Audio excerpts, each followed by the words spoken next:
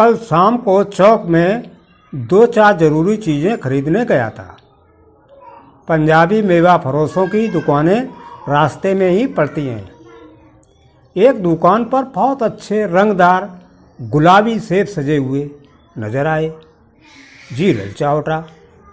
आजकल शिक्षित समाज में विटामिन और प्रोटीन के शब्दों में विचार करने की प्रवृत्ति हो गई है।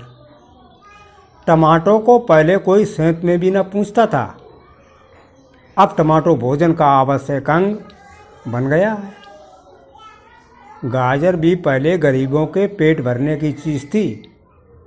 अमीर लोग तो उसका हलवा ही खाते थे, मगर अब पता चला है कि गाजर में भी बहुत विटामिन है, इसलिए गाजर को भी मेज़ों पर स्थान मिलने लगा है। और सेब के विषय में तो यह कहा जाने लगा है कि एक सेब रोज खाइए तो आपको डॉक्टरों की ज़रूरत न रहेगी। डॉक्टर से बचने के लिए हम निमकौड़ी तक खाने को तैयार हो सकते हैं। सेब तो रस और स्वाद में अगर आम से बढ़कर नहीं है तो घटकर भी नहीं। हाँ, बनारस के लंगड़े और लखनऊ के दशहरी और बम्बई के अल्फांसो की बात दूसरी है। उनके टक्कर का फल तो संसार में दूसरा नहीं है, मगर उनमें विटामिन और प्रोटीन है या नहीं, है तो काफ़ी है या नहीं, इन विषयों पर अभी किसी पश्चिमी डॉक्टर की व्यवस्था देखने में नहीं आई। सेब को यह व्यवस्था मिल चुकी है। अब वो केवल स्वाद की चीज़ नहीं है, उसमें गुण भी हैं। हमने दुकानदार से मोल भाव किया और आधा सेर सेब मांगे। दुकानदार ने कहा, बाबूजी बड़े मज़ेदार सेब आए हैं, खास कश्मीर के, आप ले जाएं, खाकर तबीयत खुश हो जाएगी। मैंने रूमाल निकालकर उसे देते हुए कहा, चुन चुन कर रखना। दुकानदार ने तराजू उठाई और अपने नौकर से बोला, लौंडे आधा सेर कश्मीरी सेब निकाल ला, चुनकर लाना। लौंडा 4 सेब लाया। दुकानदार ने तौला, एक लिफाफे में उन्हें रखा और रूमाल में बांधकर मुझे दे दिया। मैंने 4 आने उसके हाथ में रखे। घर आकर लिफाफा जे को आते रख दिया। रात को सेब या कोई दूसरा फल खाने का कायदा नहीं है। फल खाने का समय तो प्रातःकाल है।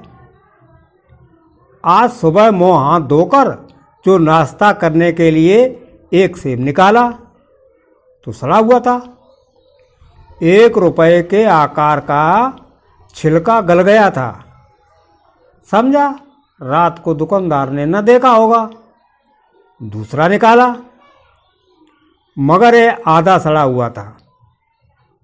अब संदेह हुआ, दुकानदार ने मुझे धोखा तो नहीं दिया है। तीसरा सेब निकाला, ये सड़ा तो न था, मगर एक तरफ दबकर बिल्कुल पिचक गया। चौथा देखा, वो यूं तो बेदाग था, मगर उसमें एक काला सुराख था, जैसा अक्सर बेरों में होता है। काटा तो भीतर वैसे ही धब्बे जैसे कड़े बेर में होते हैं। एक सेब भी खाने लायक नहीं। 4 आने पैसों का इतना गम न हुआ जितना समाज के इस चारित्रिक पतन का। दुकानदार ने जानबूझकर मेरे साथ धोखेबाजी का व्यवहार किया। एक सेब सड़ा हुआ होता तो मैं उसको क्षमा के योग्य समझता, सोचता उसकी निगाह न पड़ी होगी, मगर 4 के चारों खराब निकल गए। यह तो साफ धोखा है। मगर इस धोखे में मेरा भी सहयोग था। मेरा उसके हाथ में रूमाल रख देना मानो उसे धोखा देने की प्रेरणा थी। उसने भांप लिया कि महाशय अपनी आंखों से काम लेने वाले जीव नहीं हैं और न इतने चौकस हैं कि घर से लौटाने आए। आदमी बेईमानी तभी करता है जब उसे अवसर मिलता है। बेईमानी का अवसर देना, चाहे वो अपने ढीलेपन से हो या सहज विश्वास से, बेईमानी में सहयोग देना है।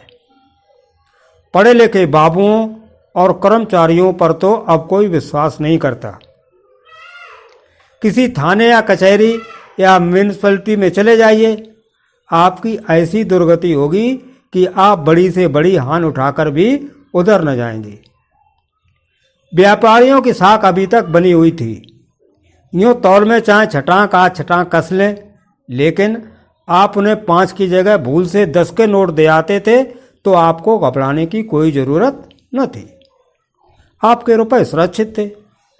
मुझे याद है, एक बार मैंने मुहर्रम के मेले में एक खोंचे वाले से 1 पैसे की रेवड़ियाँ ली और पैसे की जगह अठन्नी दे आया था। घर आकर जब अपनी भूल मालूम हुई तो खोंचे वाले के पास दौड़ा गए। आशा नहीं थी कि वो अठन्नी लौटाएगा, लेकिन उसने प्रसन्न चित्त हो अठन्नी लौटा दी और उल्टे मुझसे क्षमा मांगी। और यहाँ कश्मीरी सेब के नाम से सड़े हुए सेब बेचे जाते हैं। मुझे आशा है पाठक बाजार में जाकर मेरी तरह आंखें न बंद कर लिया करेंगे, नहीं उन्हें भी कश्मीरी सेब ही मिलेंगे।